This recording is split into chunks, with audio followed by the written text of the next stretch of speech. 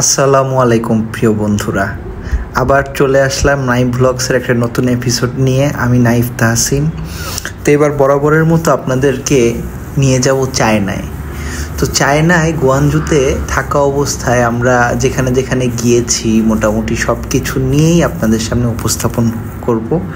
তো যেটা আমি শর্টসে বলেছিলাম যে আমরা যে হোটেলে উঠছিলাম ওই হোটেলের লবি থেকে শুরু করে ইচ অ্যান্ড এভরিথিং, আমরা কী টাইপের রুম নিছিলাম সব কিছু আপনাদের সাথে শেয়ার করব। তো সেই সময়টা চলে আসছে, তো চিন্তা করলাম এখনই আপনাদের সাথে শেয়ারটা করে ফেলি।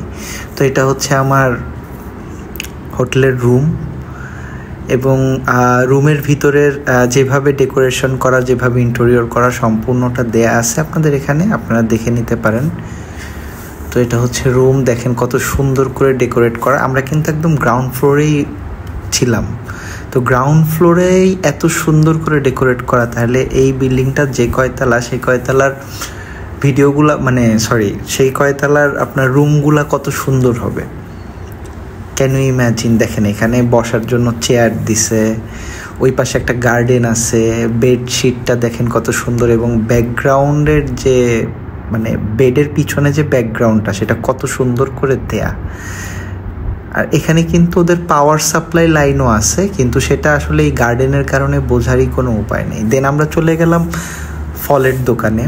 তো আমরা যে হোটেলে অবস্থান করছিলাম সে হোটেল থেকে বেরিয়েই কিছু দূর হাঁটলেই এরকম ফলের দোকান, অনেক অনেক ফলের দোকান। তো ফলের দোকান থেকে বেরিয়ে আমরা বিভিন্ন জায়গায় হাঁটতেছিলাম। তো সন্ধ্যা হয়ে গেছিল। আর সবচেয়ে মজার বিষয়, চায়না গিয়ে আপনাকে হচ্ছে রাতের বেলা চায়না যাওয়ার পরে আপনাকে প্রথমেই যেটা করতে হবে সেটা হচ্ছে আপনাকে ওখানকার কোনো একটা পুলিশ স্টেশনে গিয়ে চেক ইন করতে হবে। তো আগে চেকিংটা করে তারপর আমরা ঘুমালাম। ঘুম থেকে উঠে আমরা মোটামুটি সন্ধ্যা হয়ে গেছিলো ঘুম থেকে উঠতে দেন আমরা বের হই, ফলের দোকানে যাই। দেন এরপরে আমি যেখানে নিয়ে যাচ্ছি সেটা হচ্ছে আপনার একটা খাবারের দোকান আর কি। এখানে হালাল ফুডের খাবার। তো এখানে গেছিলাম। তো এখানে গিয়ে যাই হোক, আমার ওয়াইফ হচ্ছে খেতে পছন্দ করে না এগুলা।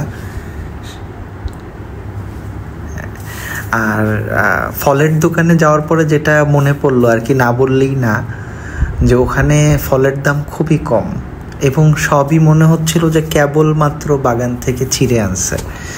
তো এতই তাজা ফল, দেখে আর লোভ সামলাইতে পারলাম না, এবং দাম এতই কম, নিয়ে গেলাম রুমে। তো যাই হোক, এরপরে আমরা ডিনার সারলাম ওই হালাল ফুডের দোকানে, কারণ ফার্স্ট ডে ছিল। তারপরে আমরা পরের দিন থেকে বাংলা একটা হোটেলে গিয়ে খেয়েছি, সেটাও আমরা দেখাবো আশা করি। তো এরপরে আমরা পরের দিন গেছিলাম হচ্ছে, যেহেতু গুয়াংজু ভ্রমণে এখানে কিন্তু বেশিরভাগ বিজনেসম্যানরাই ভ্রমণ করতে আসে, কিন্তু আমরা আসলে বিজনেস প্ল্যানে যাইনি। আমরা গেছিলাম মূলত চায়নার অবয়বটা দেখতে, যে চায়নার স্টেটগুলো ওরা কেমন করে সাজানো বা কেমন সুন্দর। তো যাই হোক, আমরা একটা পার্কে গেছিলাম। এখানে চাইনিজদের একটা পার্ক। এই পার্কটা আসলে ওরা হচ্ছে ওয়াকিংয়ের জন্য বা সময় কাটানোর জন্য বা টুকটাক পিকনিকের জন্য ওরা এই পার্কটায় আসে। তো আমরা যেহেতু চায়নায় কেউই ছিল না, আমাদের কোনো গাইড নেওয়া হয়নি, বা আমরা নিজেদের মতো করে ঘুরতেছিলাম দুইজনে। যেহেতু আমাদের বিয়ের পরে হানিমুনও ওইভাবে হয়নি, তো প্ল্যান ছিল বিভিন্ন দেশে ঘুরবো, আর আমাদের প্রতি ট্যুরেই হচ্ছে আমাদের একটা হানিমুন হবে। তো যাই হোক, আমরা এই পার্কটার ভিতরে ঘুরলাম। তো দেখেন, আমরা যে সবসময় ভিডিওতে বা ছবিতে যে টাইপের গাছগুলা দেখি, যে গাছের পাতাগুলা কালারফুল, বা দেখেন কত সুন্দর বাগান বিলাসের একটা গাছ।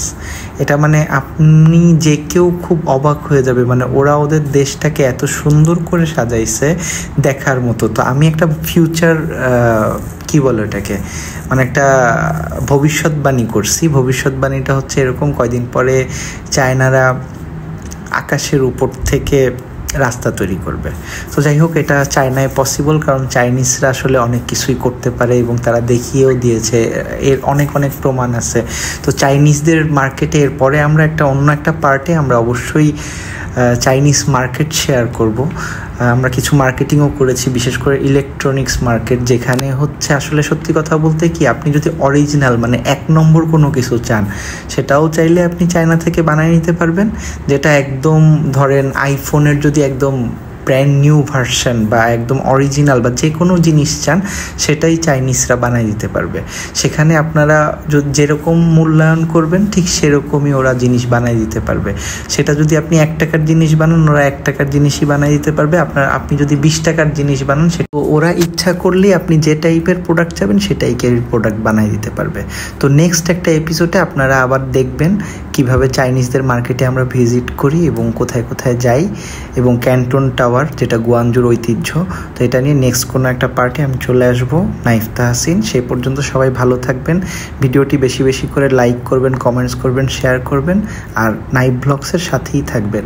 এরকম নিত্য নতুন ভিডিও যদি পেতে চান এবং আমাকে সাপোর্ট করলে অবশ্যই আপনারা সাপোর্ট পাবেন, এবং আমাকে অনুপ্রাণিত করবে আপনাদের এই সাপোর্টটা যে নেক্সটে কোনো একটা ভালো ভিডিও করার জন্য।